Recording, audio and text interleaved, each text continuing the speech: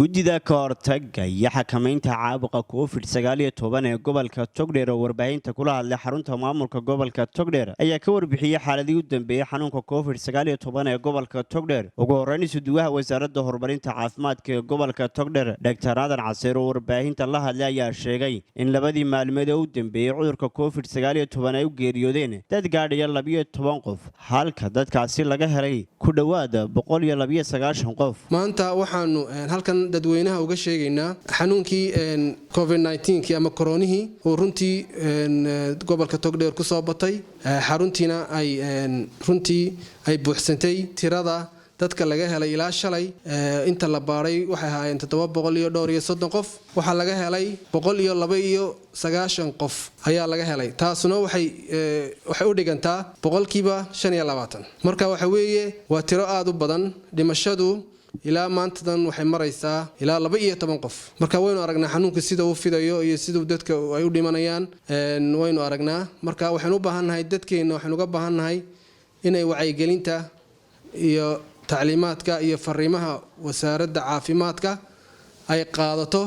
ay dhab u qaadato ay run u qaadato oo afxidhka ay qaadato ay meelaha la isugu tago buuqa iyo iska ilaaliyaan ay kala fogaadaan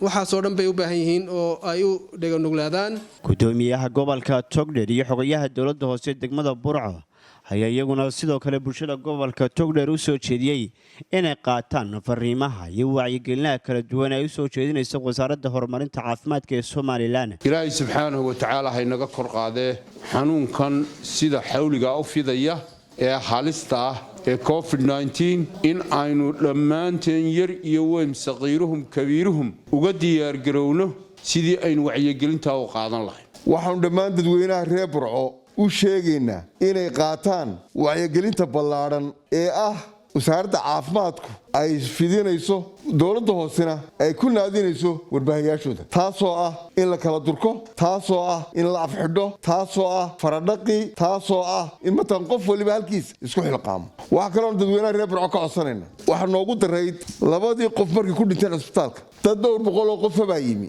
oo doonaya meydkii intay qaataan inay gurigoodii geeyaan oo ku meydaan waxa laga yaabaa meydkaas guri ay 15 qof ku nooshahay inuu ka soo bukooday 15 qof ay qaadiyay lagu celinay meydka xanuunka way qaadayaan waxaanu soo dhan isku haysanay meydka annaka meydana annaka kafayna annaka aasayna dadweynaha reer Burco waxaanu sheegayaa waxaynu la dagaalamayna wax weyn kii dhintayna Ilaahay u naxariisto ka bukana Ilaahay caafiyo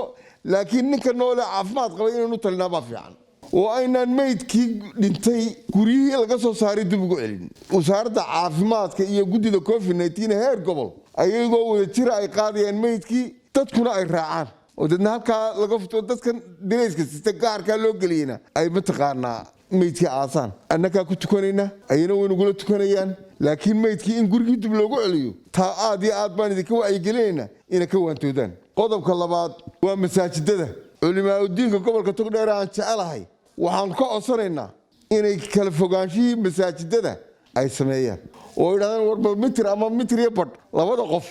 ha kala durkaan waxa kale oo ka codsanaynaa culimada Ilaahay baryadiisa ayaa lagu baahi baxaa inay qunuudii soo celiyaan in Ilaahay cudurka inaga qaado abaartan inaga jabiyo. Shaakir Cabdiraxmaan Axmed, telefishinka Saab, Burco.